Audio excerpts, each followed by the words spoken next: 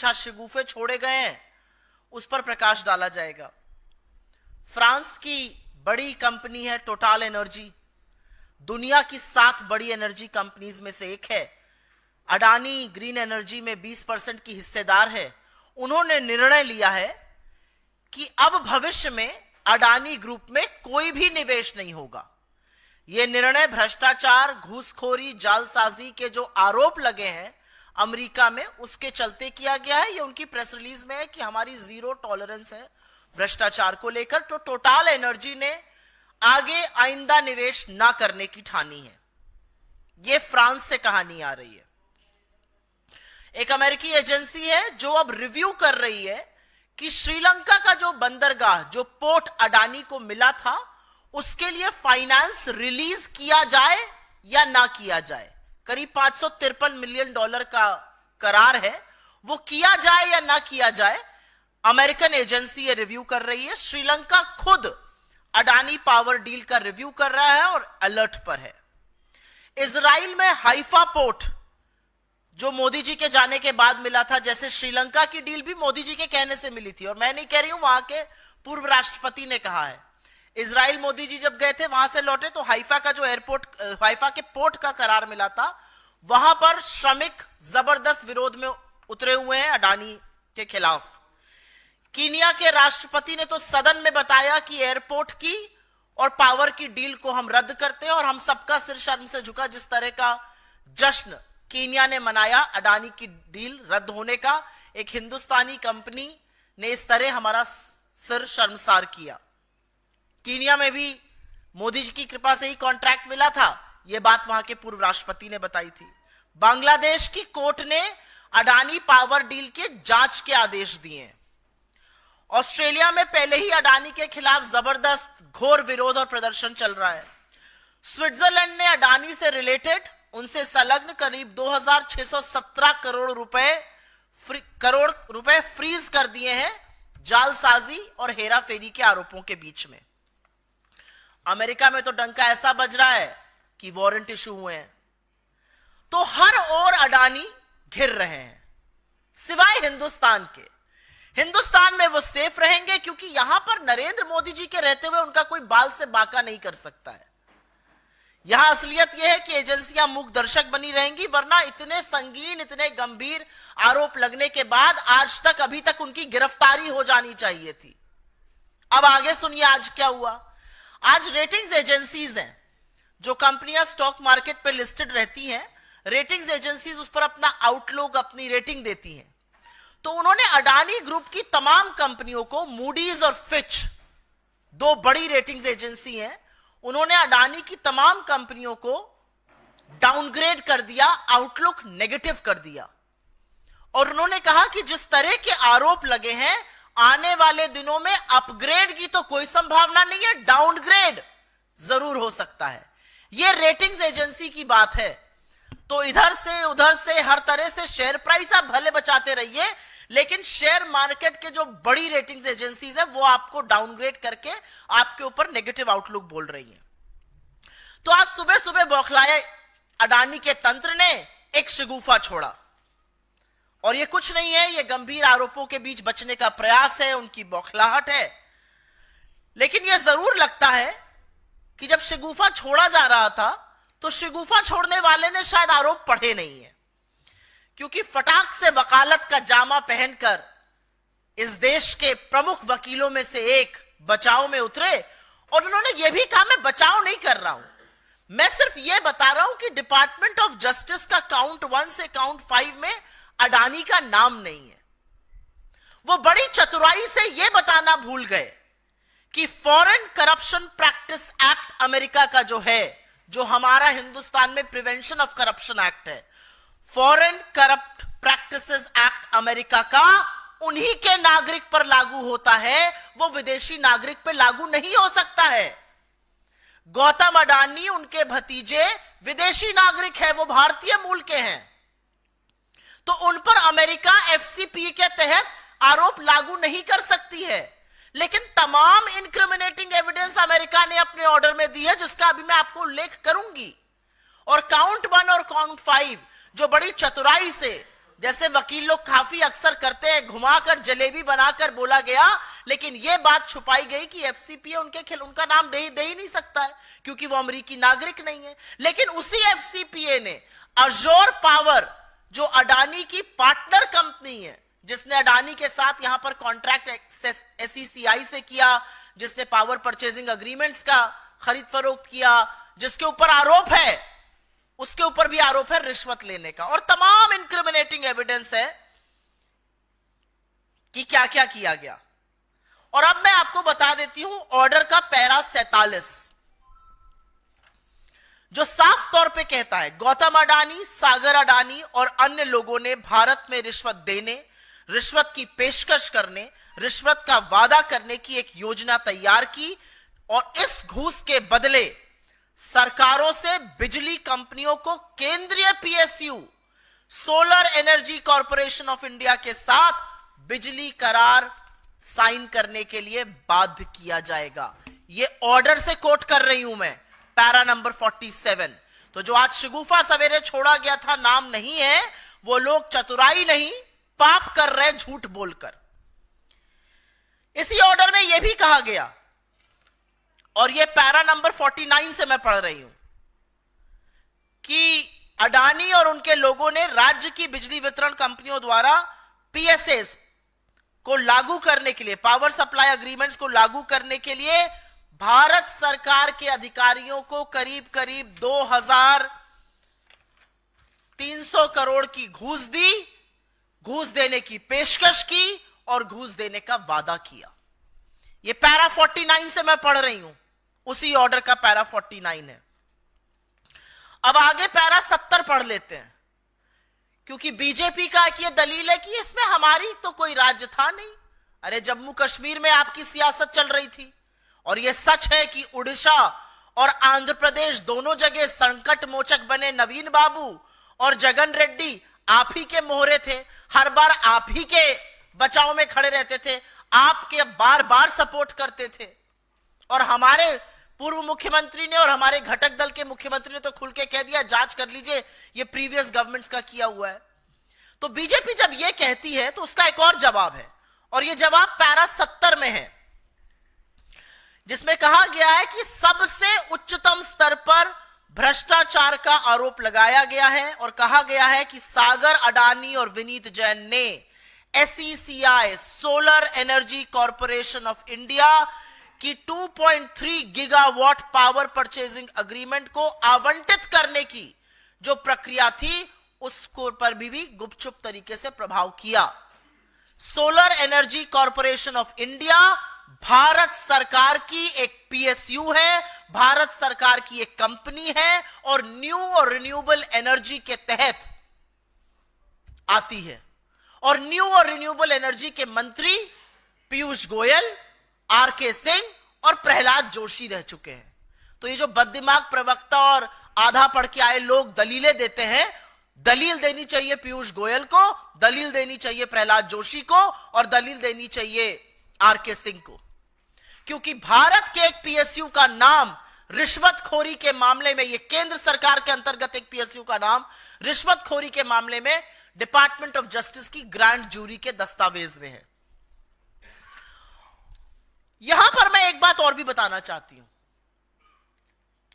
एक बेवकूफी की दलील और दी जाती है।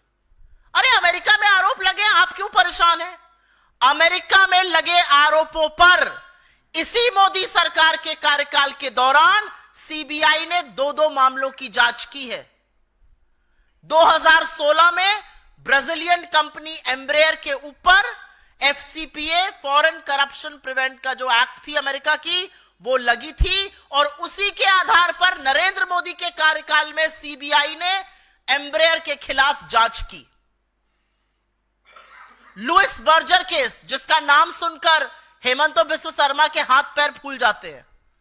लुइस बर्जर केस, अमेरिका की एक अदालत में घूस देने का मामला सामने आया, उस आरोप के आधार पर सीबीआई ने हिंदुस्तान में जांच की है।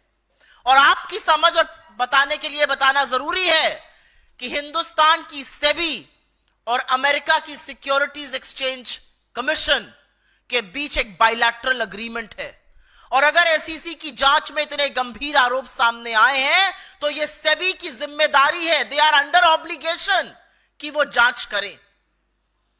तो यह दलील बिल्कुल नहीं चलेगी कि वहां आरोप लगाए हम क्यों जांच करेंगे, क्योंकि आपने बाकी केसेस में की है, क्योंकि आपने लुइस बर्जर केस में और एम्ब्रियर के केस में जांच की है। पर क्योंकि अडानी का नाम सामने आ गया है तो आपको सांप सूंघ गया है। हमारी एजेंसियां हाथ पर हाथ धर के मूक दर्शक बन गई हैं। किसी और पर भी आरोप होता तो आपको क्या लगता है, ED, CBI, income tax, SEBI ऐसे ही मूक दर्शक बने रहते। इनके हाथ पैर सिर्फ इसीलिए फूले हैं क्योंकि अडानी का नाम आया है। और एक बात तो सच है, यहां पर वो क्यों सेफ है और कैसे सेफ है, यहां पर उनसे कोई एजेंसी सवाल नहीं पूछ रही है। सदन में उनका नाम ले लो, चर्चा तो बड़ी दूर की बात है, नाम ले लो तो सदन स्थगित हुआ जा रहा है। सभापति चीख चीख कर कह रहे हैं कुछ चीज रिकॉर्ड पर नहीं जाएगी। उनके लिए नियम कानून बदले जा रहे हैं, उनके लिए पूरी सरकार, सारे मंत्री, सारे सांसद उनकी पैरवी करते घूम रहे हैं। पूरी की पूरी भारतीय जनता पार्टी उनके बचाव में उतरी हुई है। तो ये सब क्यों हो रहा है? क्योंकि राजा की जान एक तोते में है और उस तोते का नाम अडानी है। इसके अलावा और कोई कारण नहीं है। इस मंच से हम मांग करते हैं कि लाखों करोड़ों की हेराफेरी, जालसाजी और रिश्वत के आरोपों से घिरे गौतम अडानी की जो विश्व जांच कर रहा है, विश्व की तमाम देश जांच कर रहे हैं, तमाम एजेंसियां जांच कर रही हैं, हिंदुस्तान में निष्पक्ष जांच हो। इतने संगीन आरोपों के बीच इस मंच से हमारी मांग है उनकी गिरफ्तारी हो। हमारी मांग है कि संसद में गौतम अडानी के खिलाफ लगे आरोप पर विस्तृत चर्चा हो और हमारी मांग है कि सत्तारूढ़ दल के सांसद, सरकार के मंत्री, सत्तारूढ़ दल बेशर्मी त्याग कर अडानी का बचाव करना बंद कर दे। एक व्यक्ति जिसके चलते हिंदुस्तान के rule of law and order पे, हिंदुस्तान के कॉर्पोरेट उद्योग जगत पे, हिंदुस्तान के मार्केट पे, मार्केट की क्रेडिबिलिटी पर, हमारे इंस्टीट्यूशंस पर, हर चीज पर, हमारी कॉर्पोरेट गवर्नेंस पर धब्बे लग रहे हैं, दाग लग रहे हैं, उनका बचाव बीजेपी और उसका तंत्र बिल्कुल बंद कर दे। I will very briefly make a statement in English, and as you know,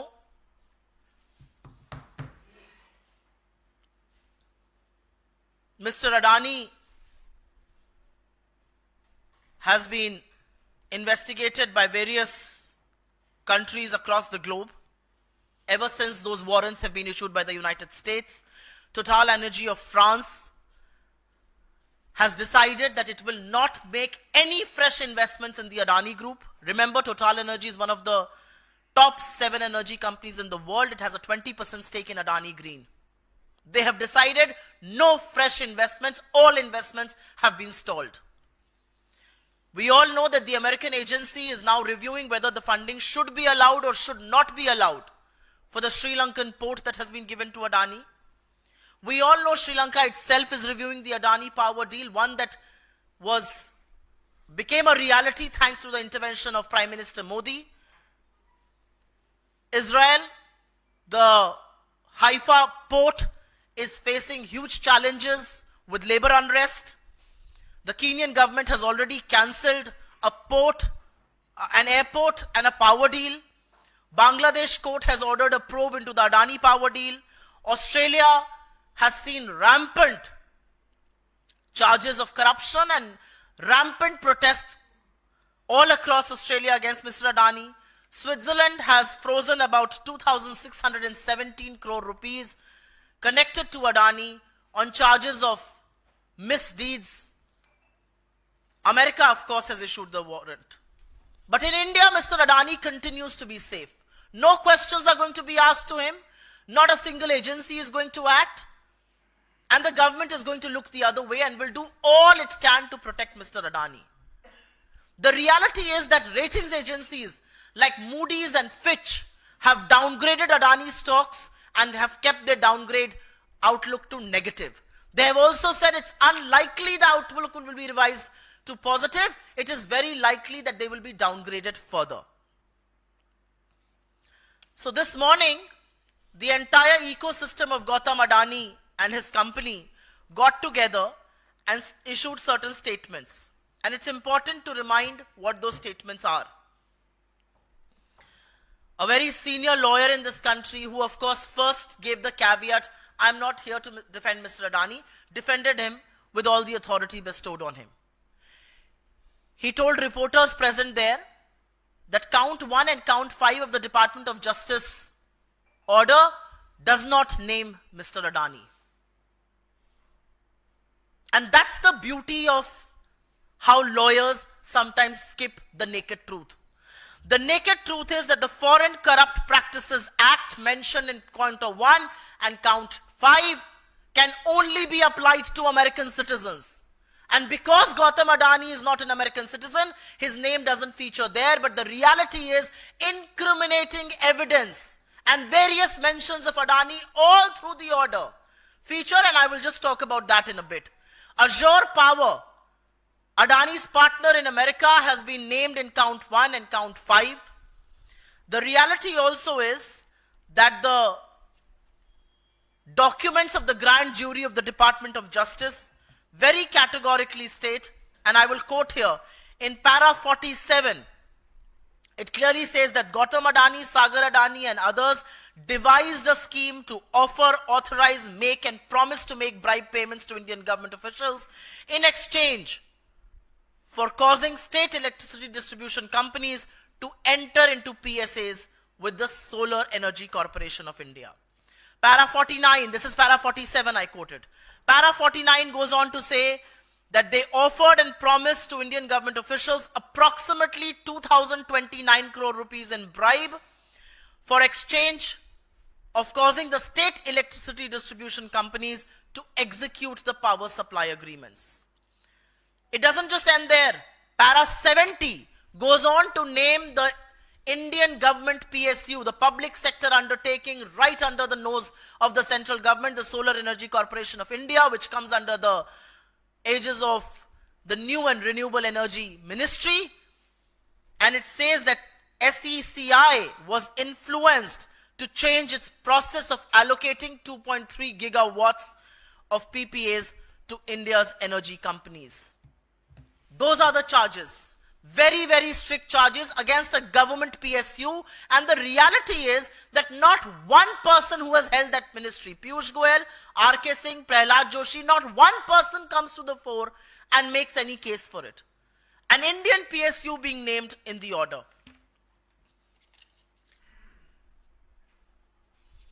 One of the arguments that the BJP gives very often is that these charges are being made in the US. Why do we investigate?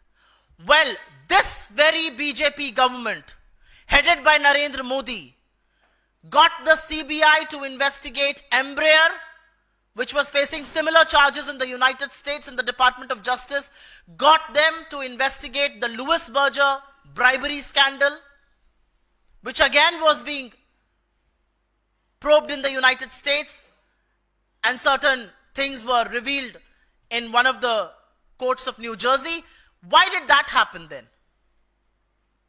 Why does one turn a blind eye to Mr. Adani but not to Embraer and to Louis Berger? And who is protecting Adani? And why is he being protected?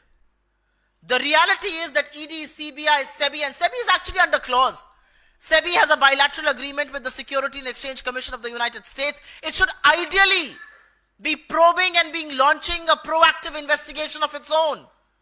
But SEBI, ED, CBI, Income Tax, Department of Revenue Intelligence, who is stalling a probe against Gautam Adani? The entire government, the entire government machinery. The BJP is all out to support Mr. Adani. You mentioned the word Adani. Forget about a detailed discussion on him under Rule 267. You mentioned the word Adani, and the government is too willing to adjourn both houses of parliament. Why is that so? Why is that being done? The reality is that from this platform, we ask for 4 things. Mr. Gautam Adani is saddled with charges of corruption, bribery, and misdoings. Anybody else who would have faced those charges would have been probed by the agencies and arrested.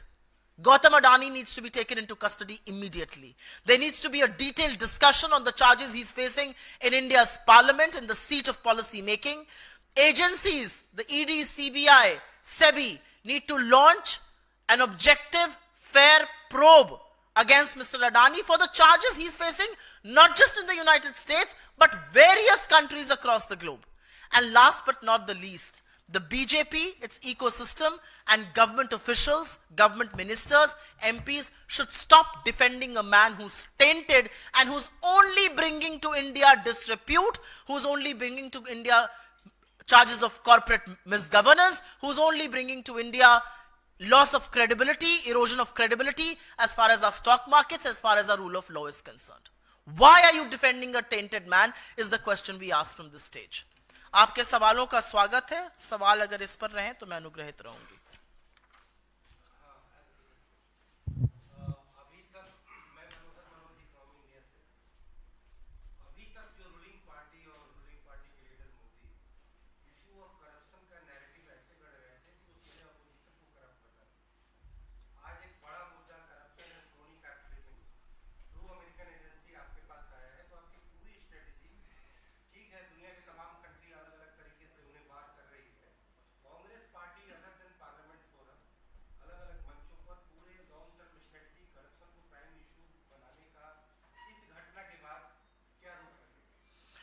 मुझे लगता है हम अडानी का मुद्दा आज से नहीं उठा रहे हैं. हम अडानी का मुद्दा उस दिन से उठा रहे हैं जिस दिन से उनके खिलाफ स्टॉक मैनिपुलेशन का, ओवर इनवॉइसिंग का, राउंड ट्रिपिंग का, शेल कंपनीज के बड़े गंभीर चार्जेस लगे थे. ये पहली बार मैं प्रेस कॉन्फ्रेंस नहीं कर रही हूं. मेरे सहयोगियों ने, मेरे नेता ने, मेरे अध्यक्ष ने लगातार प्रेस कॉन्फ्रेंसेस करी है, लगातार चुनावी मंचों से इस मुद्दे को उठाया है और हम लगातार अडानी से स्पष्टीकरण मांग रहे हैं और देश की सरकार से यह आशा कर रहे हैं और उनसे कह रहे हैं कि अडानी की जांच कीजिए. इसके चलते हिंदुस्तान की बहुत बेइज्जती हो रही है, हमारी साख गिर रही है. ये पहली बार नहीं है. हमारे लोगों ने अपनी सारी राजधानियों में प्रेस कॉन्फ्रेंस करी है, हमने सदन में यह मुद्दा उठाया है और मेरे नेता राहुल गांधी ने जब अडानी और मोदी की बखिया उधेड़ी थी तो उनकी सदस्यता तक लेने का कुत्सित प्रयास भारतीय जनता पार्टी ने किया था. तो हम अडानी का मुद्दा अभी से नहीं उठा रहे हैं.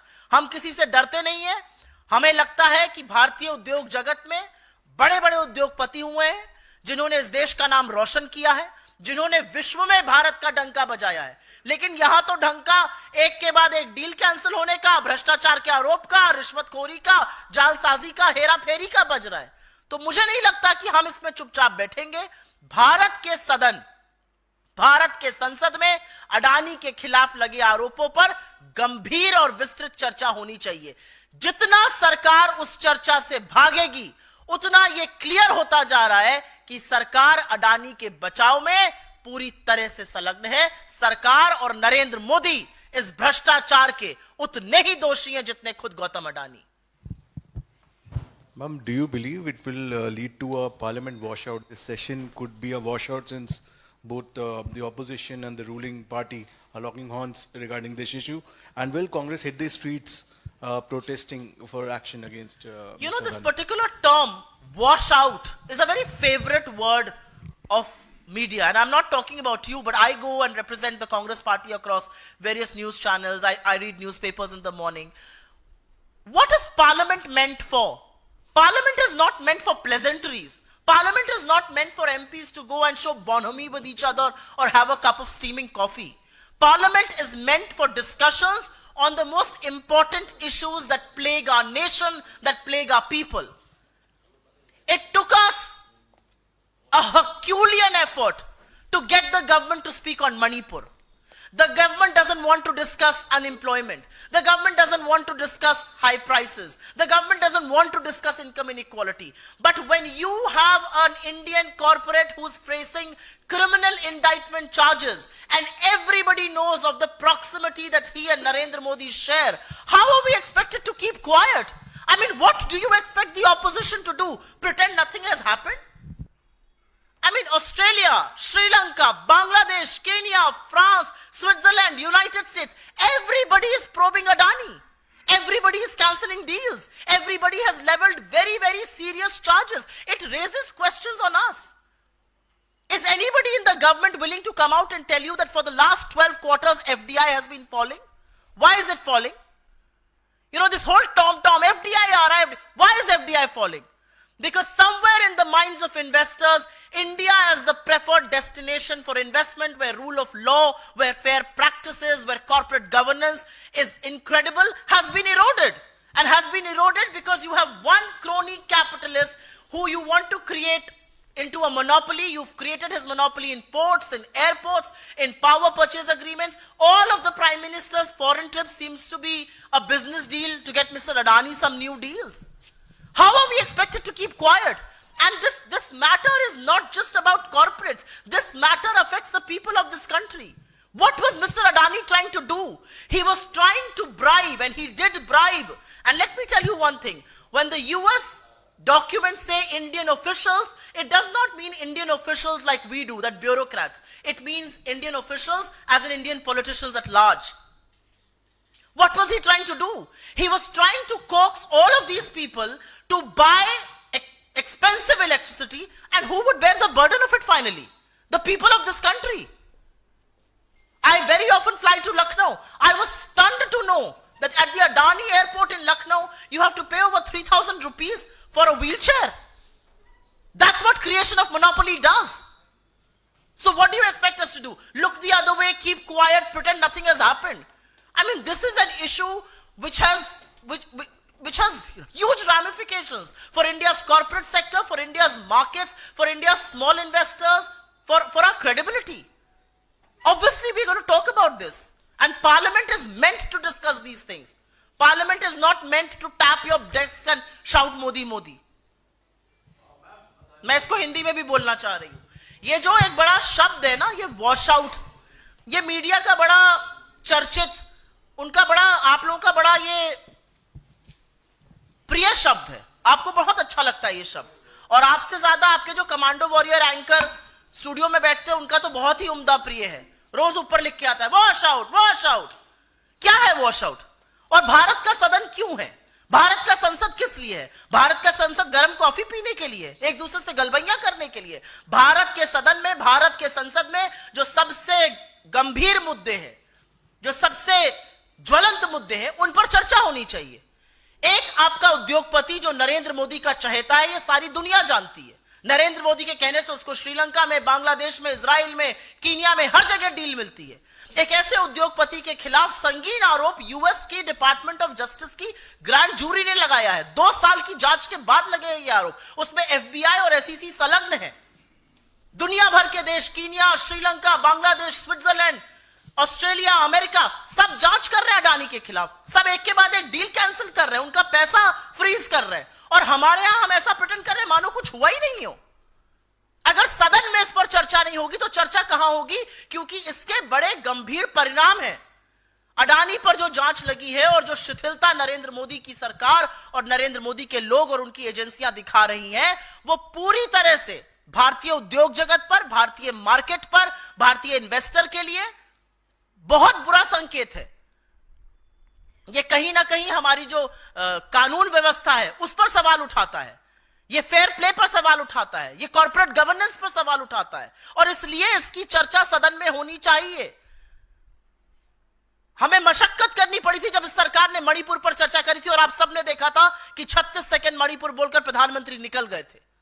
यह सरकार बेरोजगारी पर चर्चा नहीं करेगी, महंगाई पर नहीं करेगी, आर्थिक असमानता पर नहीं करेगी, अडानी पर नहीं करेगी. तो मोदी वंदन करने के लिए सदन नहीं है, वो बीजेपी के हेडक्वार्टर में करिए. ओके, तो आप लोग केंद्र सरकार पर दबाव डाल रहे हैं, अच्छी बात है, सदन में उठा भी रहे हैं, लेकिन वो आक्रामकता नजर नहीं आ रही. हमने संसद में 2 दिनों में कोई प्रदर्शन नहीं देखा इस मसले पर कांग्रेस की अगुवाई में इंडिया गठबंधन के द्वारा. एक और दूसरा कि ये जो मामले जिन राज्यों का नाम इसमें लिया गया है उसमें एक तमिलनाडु भी है जहां इंडिया गठबंधन की सरकार है. रिश्वतखोरी के आरोप हैं. क्या डीएमके सरकार अपने स्तर पर इसकी जांच करवाएगा? आप लोग ये मांग करते हैं, और अगर इसमें तथ्य होता है, क्या ये मैं आपसे समझना भी चाहता हूं, पूछना भी चाहता हूं कि क्या डीएमके सरकार तमिलनाडु की इस मामले में गिरफ्तारियां कर सकती है जो आप लोग मांग कर रहे हैं? सर्वप्रथम तो चित भी मेरी और पट भी मेरी नहीं चलेगी. हमें सकारात्मक भी रहना है, हमें रिस्पॉन्सिबल ऑपोजिशन भी रहना है, हमें मुद्दे भी उठाने हैं, और अगर हम आक्रामकता करके वेल में आ जाएंगे तो आप ही लोग कहेंगे चलने ही नहीं दे रहे सदन, ऑपोजिशन के चलते वॉश आउट हो रहा है। तो हम अपने स्तर से बहस करने की मांग कर रहे हैं। रूल 267 के अंतर्गत हमारे अध्यक्ष ने नोटिस दिया है, तमाम नोटिस लोकसभा में, हमें बहस करनी है। अब उसमें आपको आक्रामकता दिखे ना या दिखे, बहस तो अडानी पर करनी पड़ेगी इस सरकार को, पहली बात। दूसरी बात, आपने तमिलनाडु की सरकार का नाम लिया, मैं तमिलनाडु नहीं, मैं छत्तीसगढ़ की भी बात कर देती हूं।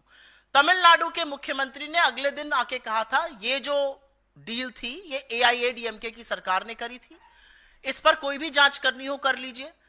हमारे छत्तीसगढ़ के पूर्व मुख्यमंत्री ने भी यही बात कही है।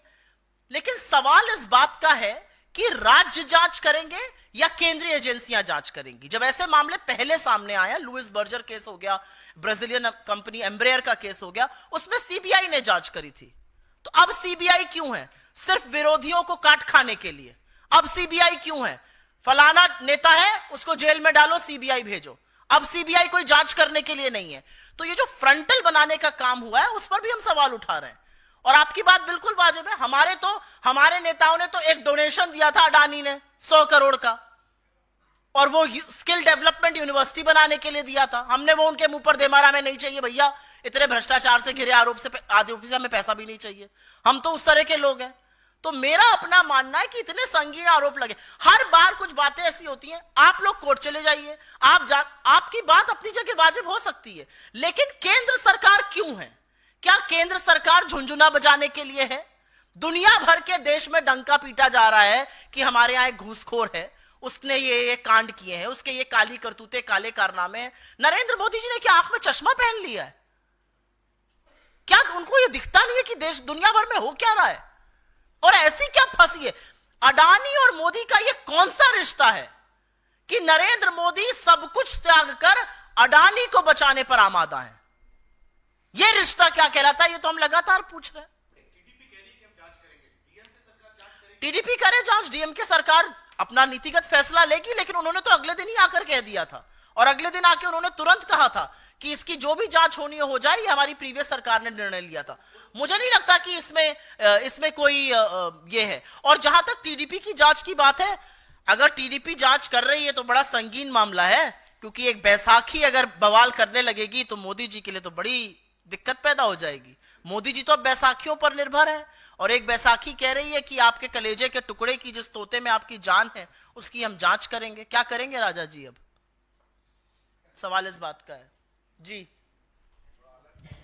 जी मैम, बांग्लादेश को लेकर के जिस तरह के वहाँ हालात हैं और उनको जमानत नहीं मिल रही है पुजारी को इस्कॉन मंदिर के, और हिंदुओं के ऊपर जिस तरह से वहाँ अत्याचार हो रहा है, उसको लेकर कांग्रेस पार्टी ने बयान जारी किया है, लिखित बयान, तो उसको मीडिया बाइट के लिए तौर पर क्या कहेंगे? मैं सिर्फ सबसे पहले तो ये कहना चाहती हूं कि जो बांग्लादेश में हो रहा है, जिस तरह से उनका अरेस्ट हुआ, जिस तरह से रिलीजियस माइनॉरिटीज हिंदुओं के साथ वहां पर गलत चीजें हो रही हैं, हम उसकी भर्त्सना करते हैं।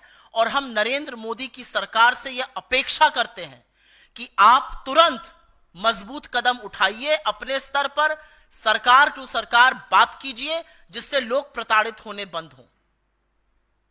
बांग्लादेश से हमारी सरकार ने शांति बहाल करने के लिए, बांग्लादेश से लोग प्रताड़ित ना हो, लोगों को टारगेट ना किया जाए, उसके लिए अभी तक क्या कदम उठाए हैं?